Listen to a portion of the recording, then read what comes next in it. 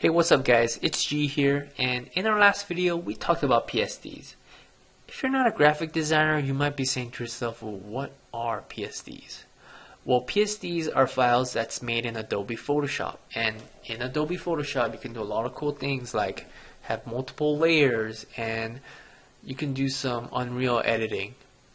And basically, Photoshop is used a lot for email and website wireframing, and that's exactly what we're going to use it for today. So you can see over here I have a PSD file open that's layered, and it's a pretty standard email template. You can also grab a copy for free in a link on the description below. So go ahead and download it and fire it up. If you don't have Adobe Photoshop, try to look on the internet for any other program that you can use to open a PSD file.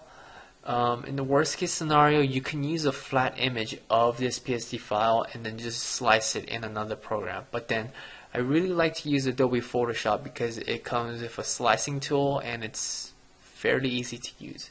And we're going to be covering all of that in another video. So once you have it open, you can see that it's a fairly simple email composition, but it has all the parts. So it has the top part, which is a header, and a main image, which I like to refer it as a hero image. And you can see that there's some space reserved for the copy, and I call the space the body text. Right over here, usually you see a big button or call now or do this, and that's referred to as a call to action, or CTA for short. And over here on the bottom is a boilerplate, but I like to just call it a footer. You can call it a footer or a boilerplate, doesn't really matter. So I just want you to be aware of all the terminology and all the lingo that we're going to be using moving forward.